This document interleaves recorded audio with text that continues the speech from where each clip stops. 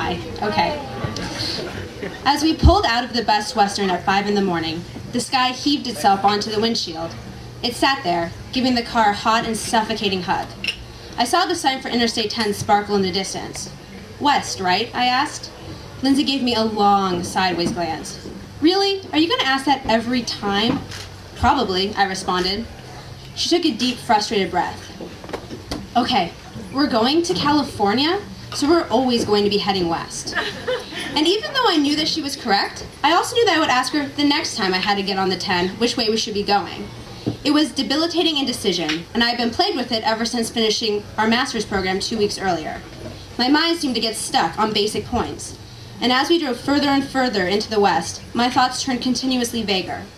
Not only did I not know where California was, but as the miles crept by, I also didn't seem to know why California was the endpoint.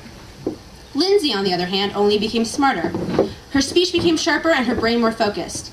She'd even began to talk like a teacher, a preemptive preparation for the job she was driving towards. She opened stories with true or false, to which the response was always true. She would also enthusiastically and without sarcasm say, "Good for you," when you said something intelligent. And likewise purse her lips and say, "Interesting," when you were making no sense. For instance, after driving for 3 hours that morning, I asked Lindsay, "Want to stop and get breakfast?" She answered, "Correct."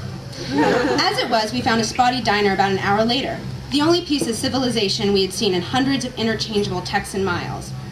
Plopping down on the acrylic seats, Lindsay murmured, "Ew," as she noticed the Americana decor that surrounded her.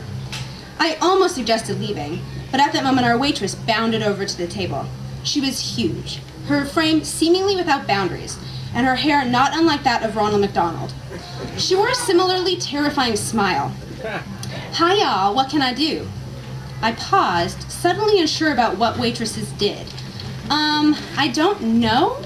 "Okay, the waitress replied, gazing out the diner's front window. Lindsay rolled her eyes. "I'm sure this is a stretch, but do you make lattes?" "Yep, sure do." "Really? Great, we'll take 2, Lindsay said quickly. "Thanks a latte," I exclaimed, exposing the uneasy trait I have of being too friendly the moment I feel even a bit uncomfortable. The waitress didn't seem to notice, replying, "You're welcome," as she strode off. I turned to look out the window, focusing my eyes on the beat-up Camry that was taking us across country. I immediately wished that I was back in the cramped driver's seat, surrounded by my stuff and the pretense of moving forward. When the waitress came back with our drinks, she followed my gaze and gave a small squeal. "Wow, that your car?" Lindsay snapped her head around. "Correct." "California plates, y'all from California?" I looked confusedly at Lindsay, fearing it might be a trick question. "Yes," Lindsay answered, as much to me as to the waitress. "Where y'all coming from?" "Virginia," Lindsay answered. "Oh, Virginia. I hate Virginia. I lived there for 2 years, and the whole time I just want to be back in Texas. Ugh, Virginia. It's the worst. Why were y'all there?" "School," I replied. "We just got our master's in English." "Like books?" "Yes, like books," I responded happily. I then compulsively asked, "Why did you not like Virginia?" even though I really didn't want to know the answer. "Oh my God, the trees. There are so many goddamn trees in Virginia. It's awful. You can't see anything. I could never tell if someone was coming at me. I mean, anyone could hide behind a tree. Anyone." I paused. "Wait, what? Like the authorities coming at you?" "Well, yeah, sure. I mean, anyone could be hiding behind a tree. Murderers, rapists, serial killers. Yeah, the authorities. I mean, I love it here where I can see forever, and that way I know if someone's coming at me. I mean, I also want to see if friends or families are coming, or animals, like snakes. I don't know," she rambled on. Well, there weren't snakes in Virginia," Lindsay blurted out, clearly confused about how to follow up this conversation point. "Sure there are," the waitress exclaimed. "There are snakes everywhere. Just the other night, I saw some rattlers. And I said to my friend that it was time for a roundup. And she told me that she also had seen some rattlers, and that it sure was time for a roundup. So now we're planning a roundup. And see, that's what I call community. Oh, and yeah, I definitely saw snakes in Virginia. Wow, I never saw any," I practically yelled, my social awkwardness spiraling out of control. "Oh, you missed out," the waitress told me.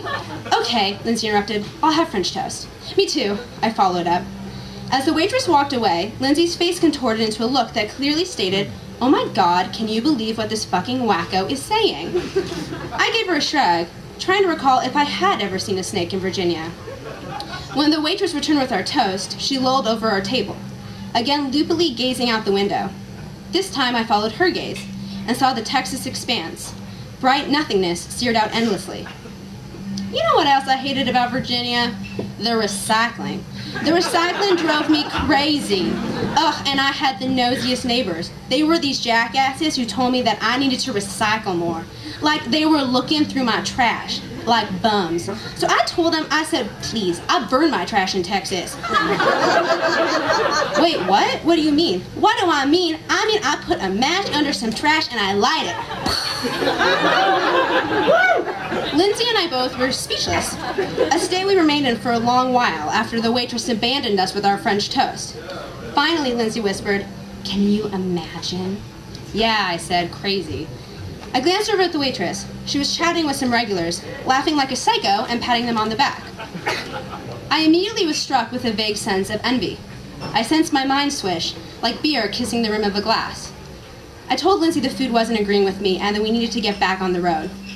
We didn't wait for the check, but instead threw down $30, assuming it was enough to cover the bill. As we quickly walked to the car, the air stiffened around me, and I was hit with the smell of staleness.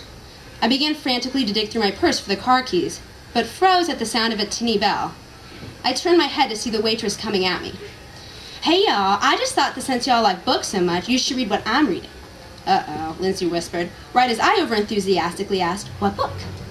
"Well, it's a rewriting of the Bible for women. Well, for American women. It's written by a woman, and it's to help women understand Jesus in America. You have to read it. It's called something like Angels, like Angels, or maybe it's Women's Angels. Oh no, wait, I think it's Angels in America or American Angels. I don't know, something like that." "I don't think it's Angels in America," Lindsay snarkily offered. "Well, maybe not, but you got to read it. It's amazing." "Great, thanks for the suggestion," I responded brightly. "Maybe I'll read it. I mean, if it's okay to read if you're Jewish." The waitress tilted her head slightly. "Well, why would a Jewish person read it?" "Oh, I don't know. I was just wondering because, well, I'm Jewish. Well, actually, my parents are Jewish. I guess I'm more of an atheist, but I still celebrate Passover and things like that." I trailed off, suddenly confused about how I had reached this point. "Well, I suppose you can still read it," the waitress responded warily, and then set her eyes on Lindsay. "What about you? You aren't Jewish." "True," Lindsay responded. "Well, you should read it because you're a woman." Lindsay grinned slightly and then turned to the car door. As I pulled out of the diner's parking lot, I asked, "West?" "Yes, west." And as I began to drive west towards California and the supposed next phase of my life, I opened my mouth slightly to comment about our breakfast, but I only managed a puff of breath. I realized that even as I stared into endless landscape and possibility, I saw nothing coming at me. Thank you.